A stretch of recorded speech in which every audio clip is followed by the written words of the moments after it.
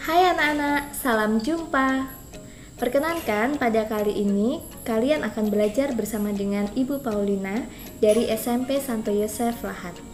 Hari ini kita akan belajar tentang sifat-sifat cahaya. Sifat cahaya yang pertama adalah cahaya dapat dipantulkan. Seperti percobaan berikut, kita membutuhkan cermin, senter, dan juga penangkap bayangan. Kita lakukan percobaan seperti berikut. Nanti kita lihat, kita memberikan cahaya pada cermin, kemudian cermin akan memantulkan cahaya seperti ini.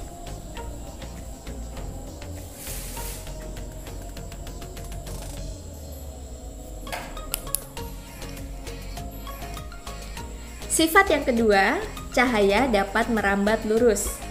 Kita akan melakukan percobaan berikut menggunakan permainan ini ya, yang ada lubangnya. Kita bisa pilih menggunakan yang mana atau menggunakan kardus. Anak-anak bisa menggunakan bahan-bahan yang ada di rumah, kemudian menggunakan senter dan juga menggunakan penangkap. Nah, kita akan menyusun seperti ini. Jadi yang berlubang ini kita jadikan satu.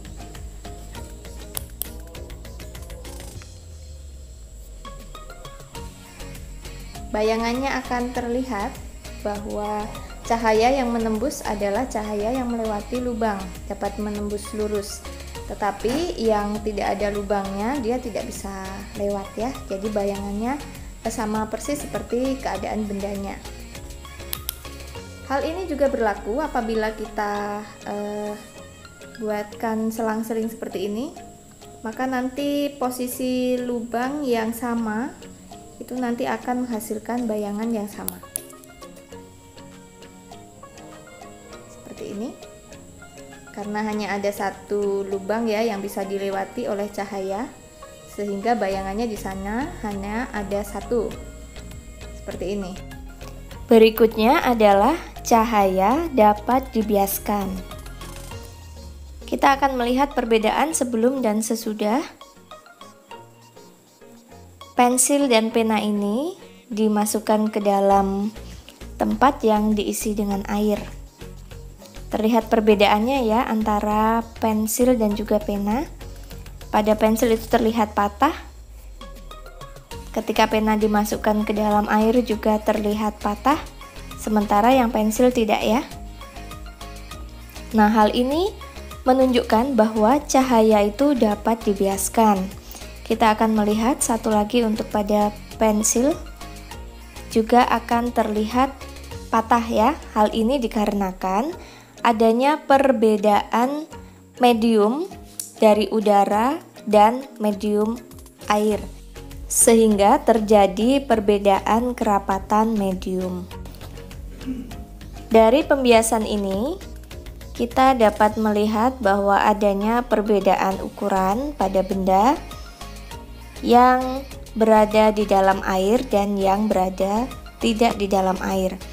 Hal ini bisa kita lihat seperti pada akuarium ya, ikan itu akan berukuran lebih besar terlihat. Nah, seperti contoh berikut, benda yang berukuran sama namun benda yang berada di dalam air terlihat ukurannya lebih besar. Kita akan melihat satu benda lagi yang akan kita masukkan ke dalam air, namun posisi bendanya sekarang mengapung, berada di permukaan air, dan kita akan membandingkan dengan yang tidak dimasukkan dalam air. Yang berada di dalam air itu akan memiliki ukuran yang lebih besar dibandingkan ukuran yang tidak di dalam air. Sifat yang berikutnya adalah cahaya dapat diuraikan. Seperti kita lihat baskom ini kita isi air, kemudian kita masukkan cermin ke dalamnya, cukup setengah saja. Kemudian kita lihat sumber cahaya.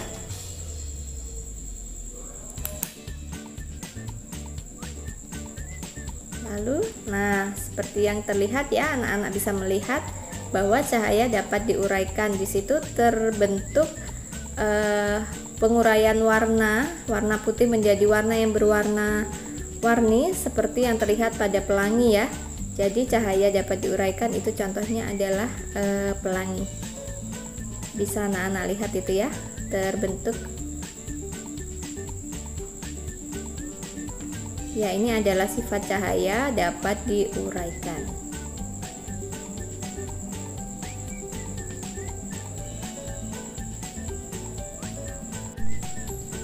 Sifat yang berikutnya, cahaya dapat menembus benda bening.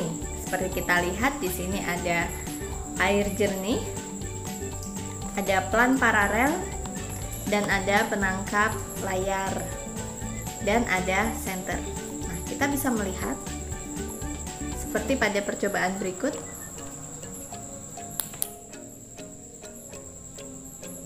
Terlihat bahwa cahaya dari senter dapat menembus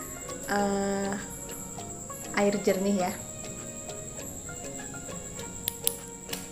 Lalu air jernih kita ganti dengan pelan paralel.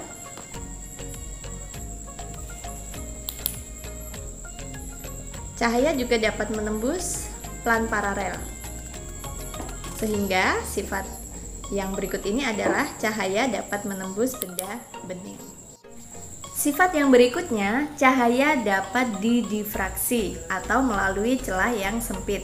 Contohnya seperti kisi ini nanti akan bisa dilewati oleh cahaya dengan menggunakan senter dan juga dengan menggunakan penangkap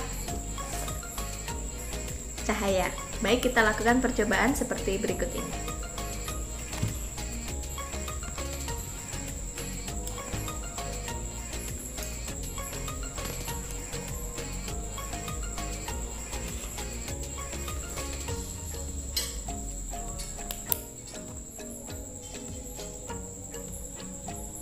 Dapat terlihat ya bahwa pada tangkapan layar bayangan yang terbentuk itu membentuk kisi difraksi seperti yang ada pada celah yang dilalui oleh cahaya tersebut.